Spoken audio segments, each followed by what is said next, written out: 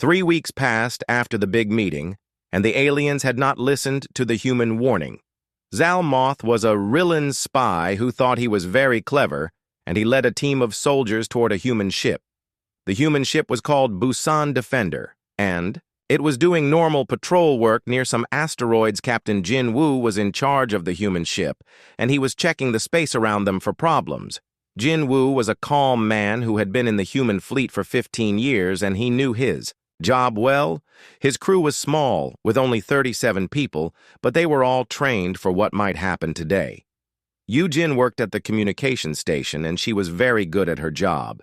She watched the screens that showed what was happening in space around their ship. Suddenly, the screens began showing Rillan ships coming toward them and moving very fast. "Captain, the aliens are calling us on the radio, and they want to talk." Jin Woo looked at the screen and saw 3 Rillan warships that were much bigger than his own ship. Put them through Yoo-jin. The blue face of Zalmoth appeared on the screen, and his eyes were cold and mean. "Human ship, you will stop your engines and prepare to be searched. We are acting under Council Resolution 847 Alpha, and you must obey." Jin Woo knew there was no such resolution because he had memorized all the real council laws. He also knew that this was exactly what Ambassador Hyun-ki had warned them about. Tell them that Earth fleet ships operate under Terran authority only. Recommend they contact our embassy through proper diplomatic channels. Yoo-jin sent the message, but the response came in the form of blue energy beams that grabbed their ship.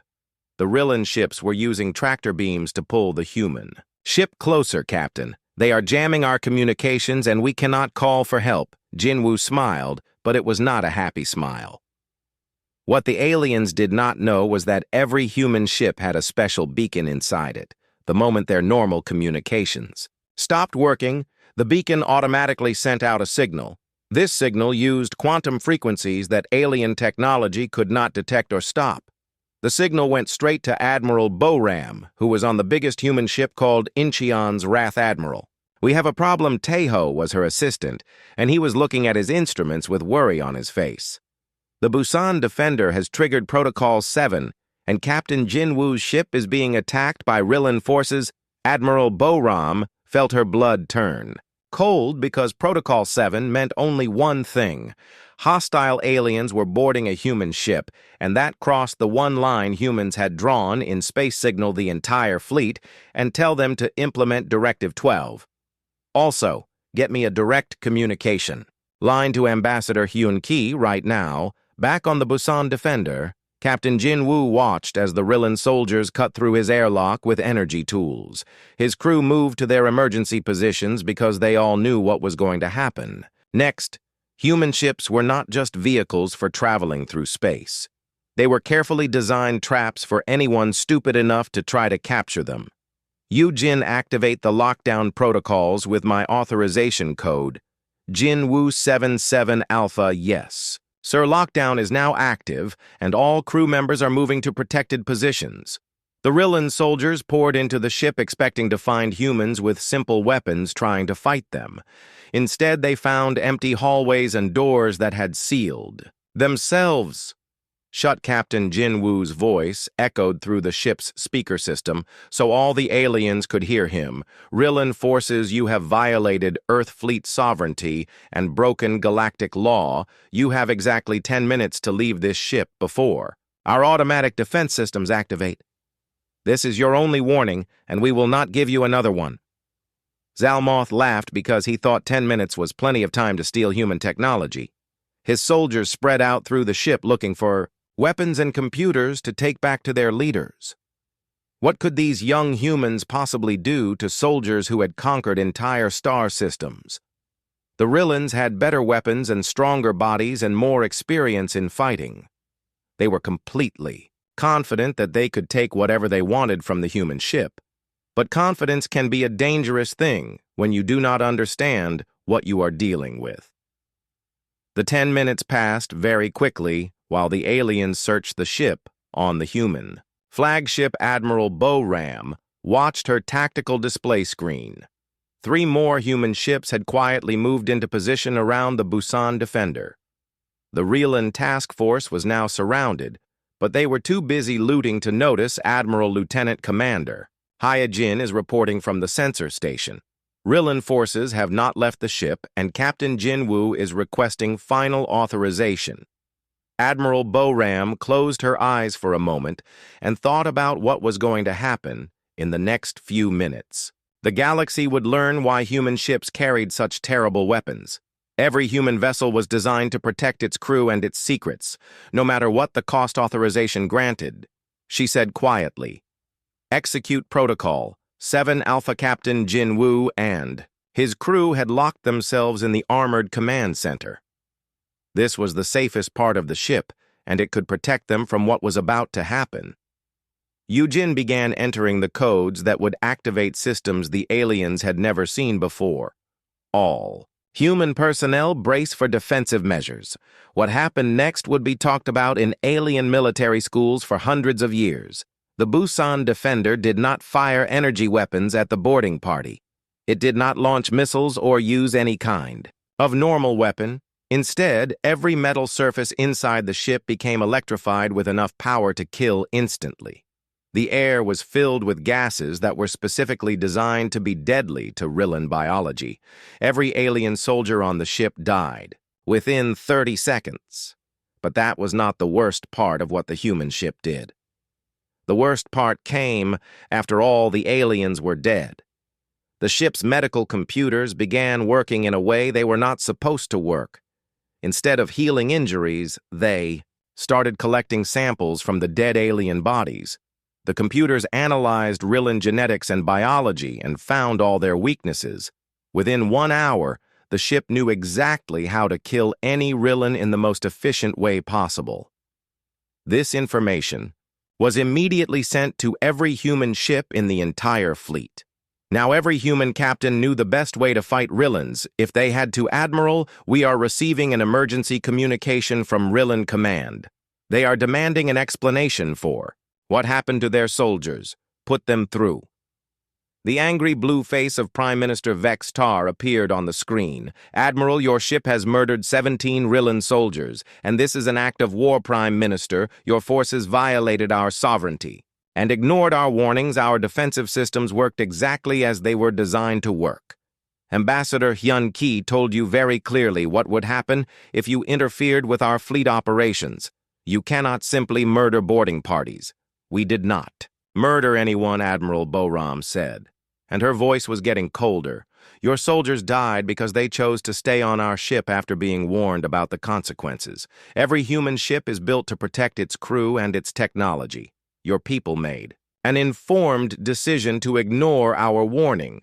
The Rillan leader's face turned even more blue with rage.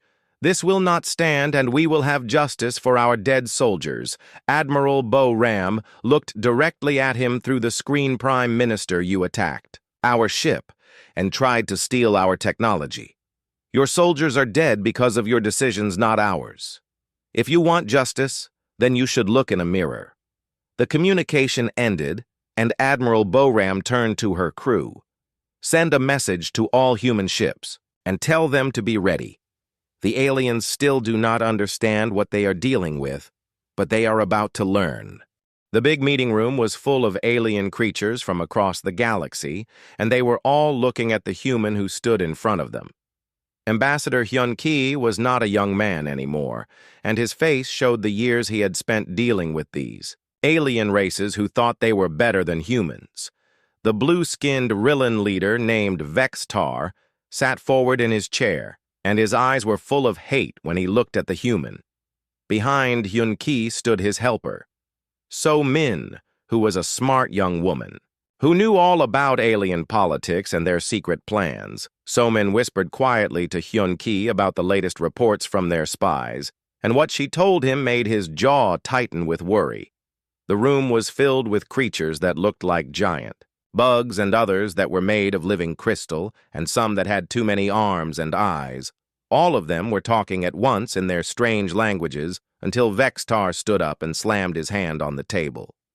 The noise stopped, and everyone looked at the Rillan leader, who pointed one of his long blue fingers at Hyun Ki-yor. People have been in our galaxy for 50 years now, and we let you join our council because we thought you were harmless, but your ships worry us. Hyun-Ki did not move or change his expression, even though he knew what was coming next. The alien continued talking, and his voice got louder with each word. Your human ships do not follow the rules that every other race follows, and they carry weapons we do not understand. The bug-like Kree representative clicked his sharp teeth together and made a sound like laughter. We have watched your ships, and they are small and weak compared to ours, but you refuse to let anyone inspect them. A creature made of purple crystal that belonged to the Nexari race began to glow brighter as it spoke. The galactic law says that all ships must be open for inspection by Council security forces, but you humans always refuse. Hyun-Ki knew this moment would come, and he had prepared for it, but he hoped it would never be necessary. He looked around the room at all the alien faces staring at him with suspicion and anger. In the back of the room sat Admiral Bo-Ram, who commanded the human fleet, and she was watching everything with cold eyes. Bo-Ram had gray hair and scars on her face from old battles, and she knew things about human ships that kept her awake at night. Next to her sat Captain Dong-Hyun, who commanded the newest human ship called Soul's Pride. Dong-Hyun was young, but he had already seen what human weapons could do, and it made him sick to his stomach. Hyun-Ki finally spoke, and his voice was calm and steady. We have one simple request for all of you, and it is very important that you listen carefully. The room became quiet again as the aliens waited to hear what the human would say. Do not interfere with Earth fleet operations, and do not try to board our ships, and do not attempt to study our technology. Vex-Tar laughed, and the sound was like broken glass. Are you threatening us? Human Hyun-Ki shook his head slowly. This is not a threat, and it is a warning that comes from our concern for your safety and the safety of your people. The entire room exploded with laughter and alien voices shouting insults. The Kree representative stood up and his insect wings buzzed loudly. Humans and their primitive weapons think they can scare 17 different civilizations that have conquered thousands of worlds. A creature with tentacles for arms waved them in the air. Your species barely has 50 ships in the entire galaxy, while we have fleets that number in the millions. Admiral Bo-Ram remained sitting quietly, but her hands were clenched into fists. She knew what these aliens did not know about human ships and what they carried in their cargo holds. Every human vessel contained something that military scientists back on Earth had spent decades developing. These were not normal weapons, and they were not meant to win battles in the traditional way. They were designed to make sure that fighting humans was so terrible that no one would ever want to try it.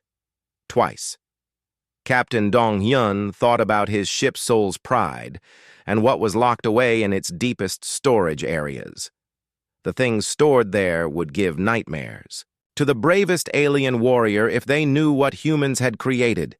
Hyun-Ki raised his hand to quiet the room, and slowly the noise died down. We are not threatening anyone, and we are simply asking you to respect our independence.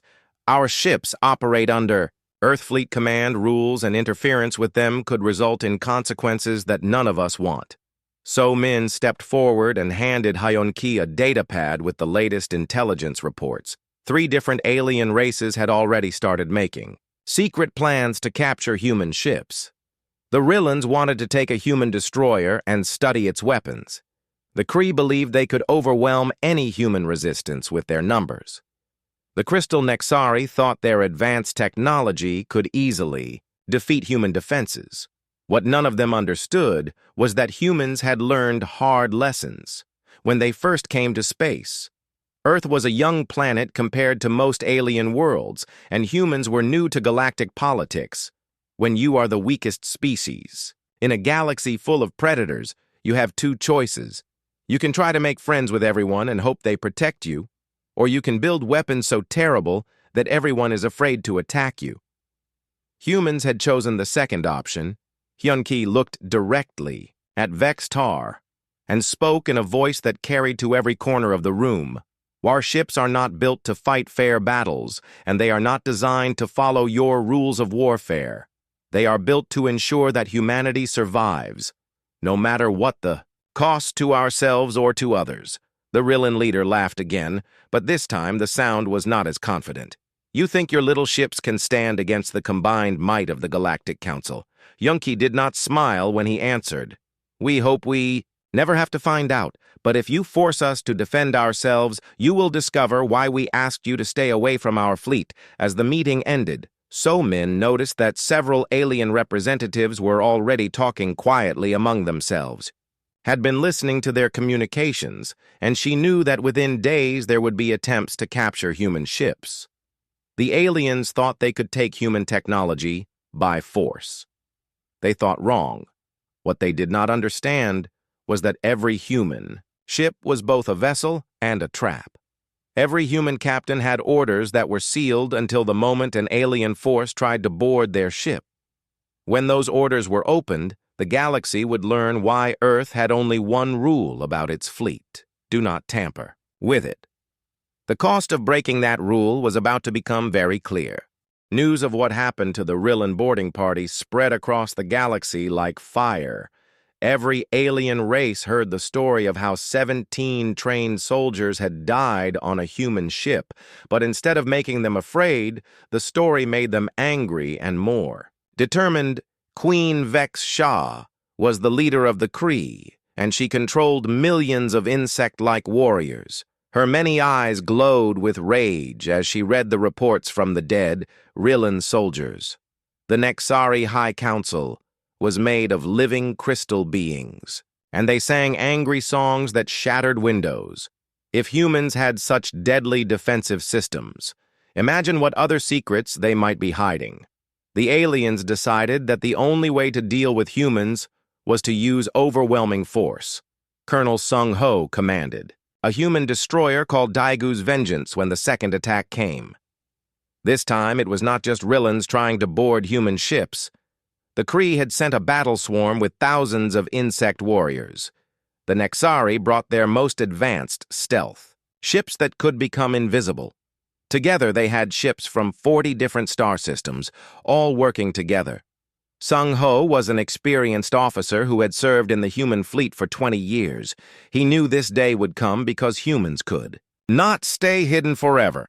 Sir, we have 67 hostile ships approaching, and they are demanding our surrender. Ji Young was his weapons officer, and she was watching the tactical screens with wide eyes. They want to inspect our ship, and they say they will destroy us if we refuse. Sung Ho looked at his crew and saw fear in some of their faces. They were young and had never seen a real battle with so many enemy ships, but they were human, and they served on an Earth fleet vessel. That meant they had weapons that could destroy entire civilizations, open a communication channel to the alien fleet. This is Colonel Sung Ho of the Earth Fleet Destroyer Daigu's Vengeance.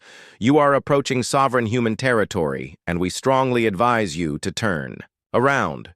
We suggest you ask the Galactic Council what happened to the last beings who ignored our warnings. The alien commander who answered was a Kree with sharp claws and too many teeth. Your Galactic Council ran away when our fleets arrived. Human, your species has no reputation among real warriors. You will be destroyed like all the others who tried to resist us. Sung Ho nodded to Ji Young, who quietly started activating systems that had never been used in real combat. These were weapons that made the defensive measures on the Busan Defender look like toys. Sir, the alien fleet has over 3,000 ships, and each one is bigger than our largest battleship. We are outnumbered 3,000 to 1.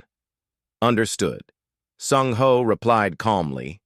He opened a direct line to Admiral Boram back at Earth Command. Admiral, this is Colonel Sung Ho aboard Daigu's Vengeance. We have contact with hostile forces from multiple species. They have advanced technology and clearly want to destroy us, requesting permission. To show them why Earth fleet ships carry the weapons, they do. Admiral Boram's voice came through the communication system clearly. Permission granted.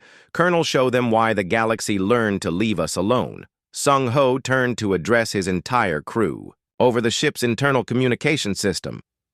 All hands, this is the Colonel speaking. We are about to fight a hostile force that outnumbers us 3,000 to 1. They think they can destroy humanity like they have destroyed other species. They are about to learn that humans do not fight just to win battles. We fight to make sure that no one else ever has to fight the same battle again. The Daegu's vengeance did not fire normal weapons at the attacking alien fleet. Instead, it released something. That had been theoretical until this very moment. It was called a quantum cascade device, and it made the empty space itself become unstable. The effect spread from ship to ship through the alien fleet like a disease. Each ship that was touched by the quantum cascade simply stopped existing. The matter that made up the ships and the aliens inside them was reduced to basic particles. In less than 10 minutes, 3,000 ships and millions of alien warriors had vanished. But Colonel Sung-ho was not finished with his demonstration. The ship's computers had collected biological data from the brief contact with the alien fleet. Using this information, they began tracing quantum signatures back to where the aliens came from. Within 1 hour, they had found the exact location of the homeworlds for all 3 attacking species. Ji Young broadcast a message to every human ship in the fleet and to Galactic Council headquarters. Species designation Kree Nexari and Rillen attempted hostile action. Against Earth fleet vessel, demonstrated standard defensive protocols as required by military regulations. Enemy fleets eliminated according to established procedures. Home system coordinates are attached to this message. Recommend all galactic civilizations avoid these coordinates for 1 solar year, while we implement educational measures regarding proper diplomatic behavior. The message was sent across the galaxy faster than light, using quantum communication systems. Every alien government received it at exactly the same time. The meaning was very clear to anyone who understood military language. The humans had just located the home planets of 3 major galactic powers, and they were threatening to do something terrible to those worlds. In the Rillen capital city, Prime Minister Vextar read the message with growing horror. The humans knew exactly where his people lived, and they had weapons that could eliminate fleets instantly. On the Kree homeworld, Queen Vex Shah felt fear for the first time in her long life. Her warriors were supposed to be unbeatable, but they had been wiped out in minutes. The Nexari High Council sang songs of terror as they realized what the humans were capable of. Admiral Boram received reports from across human space. Every alien military force within 50 light years had immediately retreated to defensive positions. Trade ships were avoiding human territory, and diplomatic messages were being sent constantly. All of them had the same basic message: please, do not attack our home worlds. We understand that we made a mistake. We will not interfere with human ships ever again. But Admiral Boram knew that the demonstration was not over yet. The aliens needed to understand that this was not just about one battle or one ship. This was about making sure that humanity would never have to fight for survival again. She opened a communication channel to every major alien government simultaneously. This is Admiral Boram of the Earth Fleet speaking to all galactic civilizations. Today, you saw what happens when you attack human ships with military force. 3 fleets totaling over 3,000 vessels were eliminated in 10 minutes. This was not our most powerful weapon. This was not even close to our most powerful weapon. We use the smallest defensive system available to us. If you force us to use our real weapons, you will discover why we tried so hard to avoid this conflict. The galaxy became very quiet after Admiral Boram's message was broadcast alien. Governments began recalling their military forces from human space trade. Agreements were renegotiated in humanity's favor. Within days, diplomatic communications were answered immediately and very politely, but most importantly, every alien race began to understand the real truth about humans. They were not a young, weak species that could be easily conquered. They were the most dangerous predators the galaxy had ever seen, and they had been trying very hard to keep everyone else safe from what they were capable of doing. The price of ignoring human warnings had finally become clear. It was complete destruction. 6 months had passed since the galaxy learned about human weapons. Most alien races had decided to leave human ships alone and trade peacefully, but some aliens were too proud or too stupid to learn from what had happened in the dark corners of space. Beyond the galactic rim, something ancient was stirring. The Devourers were an old race that had been sleeping for thousands of years. They had awakened to find the galaxy full of new species to conquer and eat. Captain Minsu commanded the newest human ship called Soul's Thunder. It was a battlecruiser that was bigger and more powerful than any previous human vessel. His crew included Navigation Officer Yun-ji, who was very good at finding things in space. Tactical Officer Kyung-ho knew all about weapons and how to use them in battle communications. Specialist Na-yeon could talk to anyone in the galaxy in their own language. They were doing routine patrol work near the edge of known space when the sensors detected something. Captain, we have a massive fleet approaching from outside the galaxy. The ships are unlike anything in our databases. They are not broadcasting any identification codes. Yunji was staring at her instruments with confusion because she had never seen ships like these. The Sute vessels were dark and sharp and built for only one purpose, which was to destroy everything. Sir, we are being contacted by the unknown fleet. The message is very aggressive and threatening. Put it through Na-yeon. The holographic display showed a creature. That was like nothing in the galactic databases. It had armor made of sharp black material and multiple red eyes and claws for hands. When it spoke, its voice sounded like it was used to being obeyed without question. Small vessel, you will surrender. Immediately to the Devourer fleet. Your species will be cataloged and processed for consumption.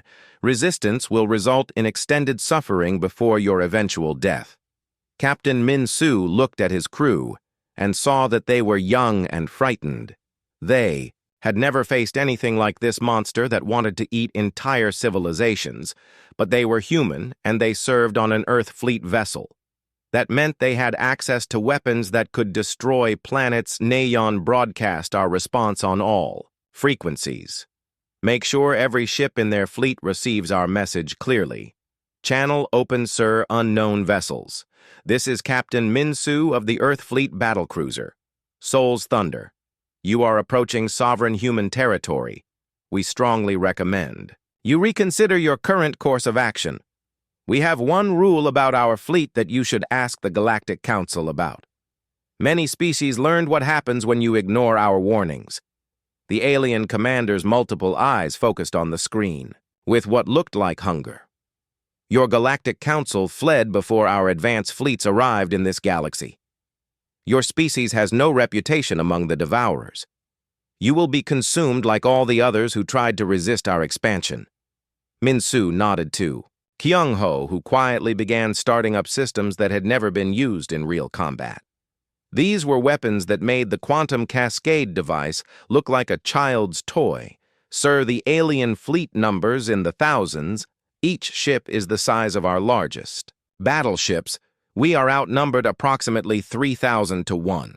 The odds were impossible, but Min-su had trained for this moment his entire life. He opened a channel to Earth Command and Admiral Bo-ram. Admiral, this is Captain Min-su aboard Soul's Thunder. We have made contact with hostiles from beyond the galactic rim, species unknown, but technology is very advanced, and intentions are clearly hostile, requesting permission to demonstrate why Earth fleet vessels carry the weapons they do, Admiral. Bo-ram's voice came through the communication system with complete confidence. Permission granted, Captain. Show them why the galaxy learned to leave us alone. Min-su turned to address his crew over the ship's internal communication system. All hands. This is the captain speaking. We are about to engage a hostile force that outnumbers us 3,000 to 1.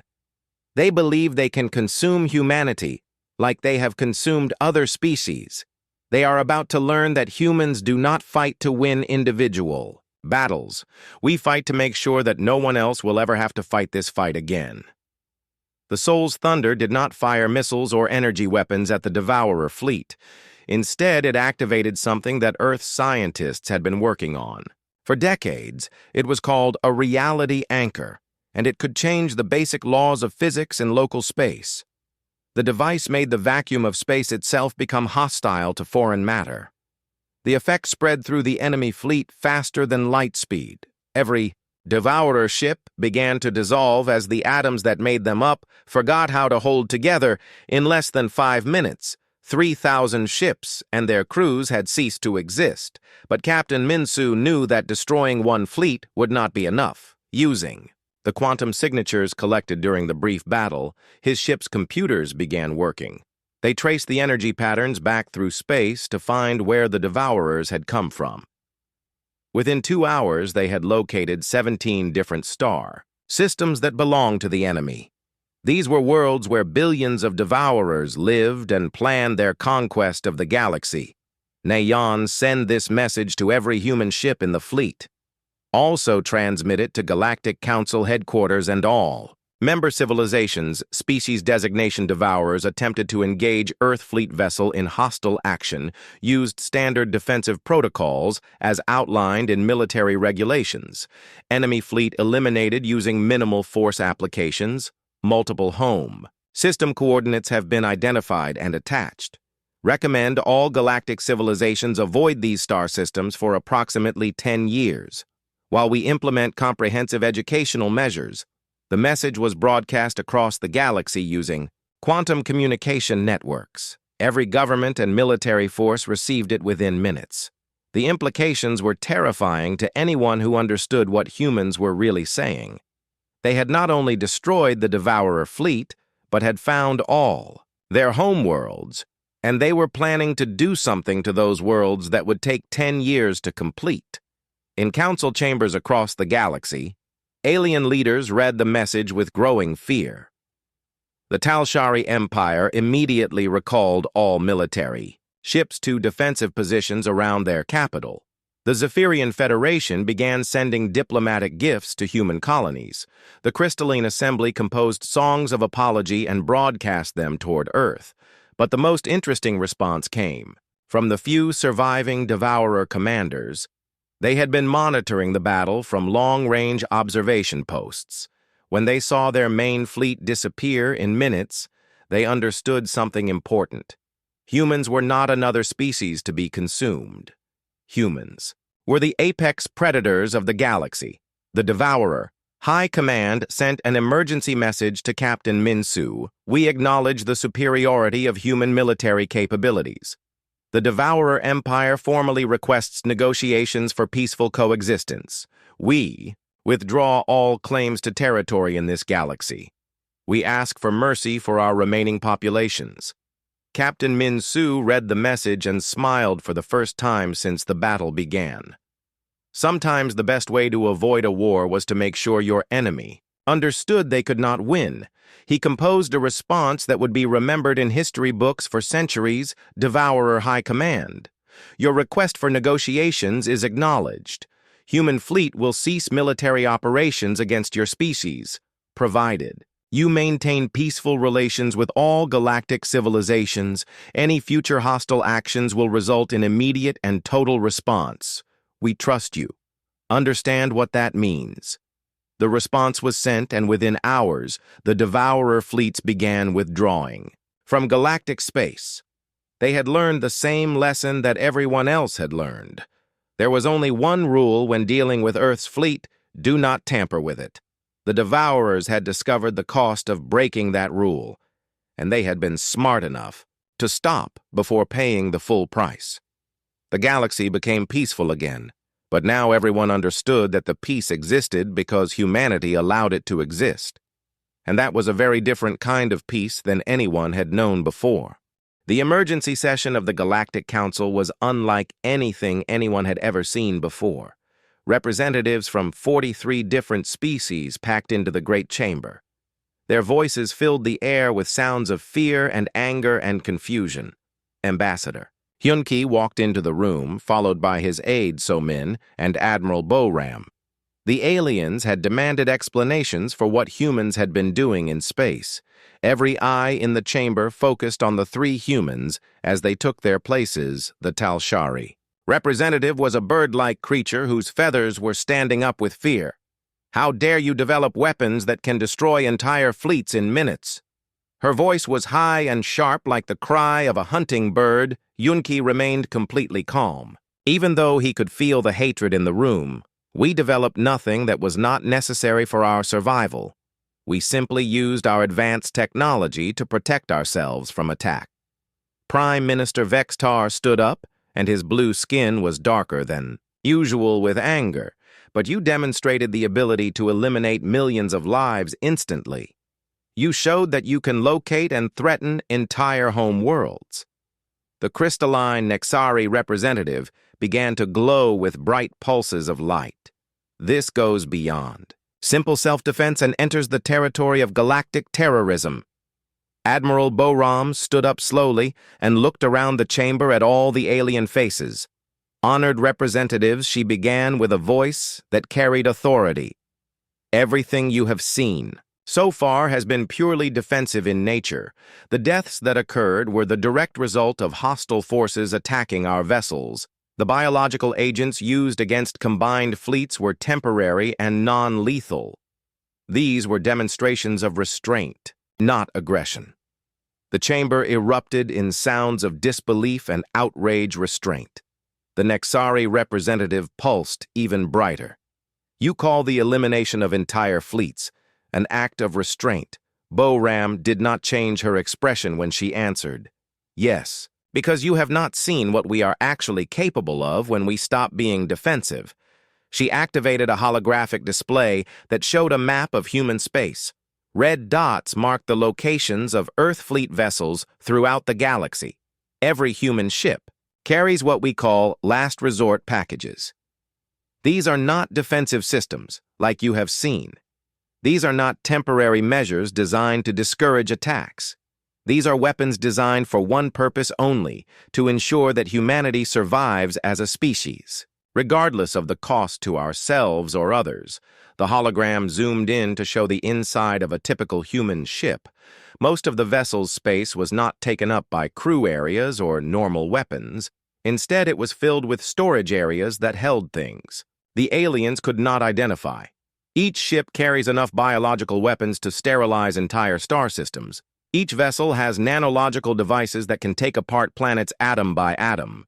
Each ship contains quantum bombs that can make local space and time unstable. The chamber fell completely silent as the implications of her words sank in. But more than that, Boram continued.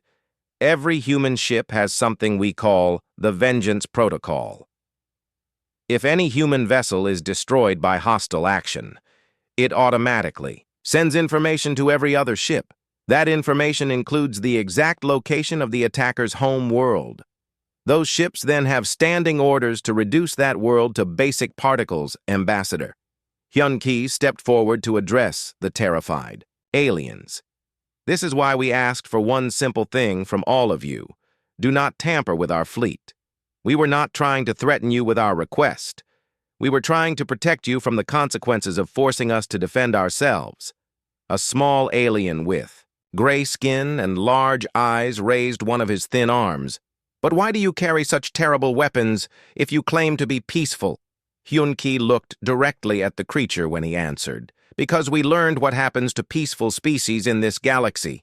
We studied the histories of races that trusted in diplomacy and good intentions. Most of them are extinct. Now Somin activated another holographic display showing historical records. The gentle ones were a species that believed in absolute pacifism. They were wiped out by the Kree Empire 300 years ago. The Harmony Collective tried to negotiate with every aggressor. The Devourer fleets consumed their entire civilization. The Crystal Singers trusted in the goodness of other races. They were enslaved, and their worlds strip-mined by the Rillan expansion. Hyun-Ki continued speaking while the aliens stared at the evidence. 47 different peaceful species have been destroyed in the last 1,000 years. All of them believed that diplomacy and Friendship would protect them. All of them were wrong. So we decided that humanity would never be the 48th peaceful species to die. We built weapons that would make attacking us more costly than any possible benefit. Admiral Boram reactivated the star chart showing human fleet positions. These weapons exist for one reason only, to make sure that any race considering attacking humanity understands the true cost. If you destroy one human ship, we will destroy your entire civilization. If you attack one human colony, we will eliminate your species from existence. If you threaten Earth itself, we will sterilize every world you have ever touched. This is not a threat, and it is a promise based on our absolute commitment to survival. The Tal Shari. Representative's voice was barely a whisper. How many worlds could you actually destroy? Somin answered with numbers that made the chamber go cold. Our current fleet can eliminate approximately 12,000 inhabited planets. Each ship can operate independently for up to 50 years without. 6 months after the Galactic Council learned the truth about Earth's fleet, the galaxy had become a much quieter place. Human ships moved freely through space, unmolested by alien forces. Trade agreements were renegotiated in humanity's favor. Diplomatic communications were answered promptly and politely. Captain Min-Su commanded the newest addition to Earth's fleet, the battlecruiser Seoul's Thunder. His crew included Navigation Officer Yoon-ji, Tactical Officer Kyung-ho, and Communications Specialist Na-yeon. They were conducting routine patrols near the galactic rim when they encountered something unprecedented. "Captain," reported Yoon-ji, "sensors detect a massive fleet approaching. Configuration unknown. They're not broadcasting any identification." These weren't any of the known galactic species. The ships were dark, angular, and clearly built for one purpose: conquest. Intelligence reports had suggested that something was stirring in the void beyond the galaxy's edge, but this was the first direct contact. "Sir," Na-yeon called out, "we're being hailed. The message is aggressive." The holographic display showed a creature unlike anything in the galactic databases. Chitinous armor, multiple eyes, limbs ending in razor-sharp claws. When it spoke, its voice carried the absolute certainty of a predator addressing prey. "Small vessel, you will surrender immediately. Your species will be cataloged and processed. Resistance will result in extended suffering before eventual consumption." Captain Min-Su looked at his crew. They were young, barely out of the academy, and facing something that made the combined galactic fleet look like children's toys. But they were human, and they served on an Earth fleet vessel. "Na-yeon," he said calmly, "broadcast a response on all frequencies. Make sure every ship in their fleet receives the message." "Channel open, sir." "Unknown vessels, this is Captain Min-Su of the Earth Fleet battlecruiser Seoul's Thunder. You are approaching sovereign human territory. We strongly advise you to reconsider your current course of action. We have one rule: don't tamper with Earth's fleet. You may want to ask the Galactic Council what happened to the last beings who ignored that warning." The alien commander's multiple eyes focused with what might have been amusement. "Your Galactic Council fled before our advanced fleets. Your species has no reputation among the Devourers. You will be consumed like all the others." Min-Su nodded to Tactical Officer Kyung-ho, who quietly began initializing systems that had never been used in actual combat. Systems that made the defensive measures aboard the Busan Defender look like training exercises. "Sir," Yoon-ji reported, "the alien fleet is numbering in the thousands. Their ships are each the size of our largest battleships. We're outnumbered, approximately 3,000 to 1. "Understood," Min-Su replied. He opened a channel to Earth Command. "Admiral Boram, this is Captain Min-Su aboard Seoul's Thunder. We have made contact with hostiles beyond Galactic Rim. Species unknown, technology advanced, intentions clearly aggressive. Requesting permission to demonstrate why Earth fleet vessels carry the weapons they do." Admiral Boram's voice came through clearly. "Permission granted, Captain. Show them why the galaxy learned to leave us alone." Captain Min-Su turned to his crew. "All hands, this is the captain. We are about to engage a hostile force that outnumbers us 3,000 to 1. They believe they can simply consume humanity like they have other species. They are about to learn that humans don't fight to win battles. We fight to make sure no one else has to." The Soul's thunder didn't fire conventional weapons. Instead, it released something that had been theoretical until this moment. A quantum cascade device that caused the vacuum of space itself to become unstable. The effect spread from ship to ship throughout the alien fleet, causing matter to simply cease to exist at the subatomic level. In less than 10 minutes, 3,000 ships and their crews had been reduced to elementary particles. But Min-Su wasn't finished. Using the biological data automatically collected from the encounter, the Soul's Thunder's computers began tracing the quantum signatures back to their point of origin. Within an hour, they had located the Devourer home systems. "Nayon," Min-Su said, "broadcast this message to every human ship in the fleet and to Galactic Council headquarters." The message was simple. Species designation Devourers attempted to engage Earth fleet vessel in hostile action. Demonstrated standard defensive protocols. Enemy fleet eliminated. Home system coordinates attached. Recommend galactic civilizations. Avoid these coordinates for approximately 1 solar year while we implement educational measures.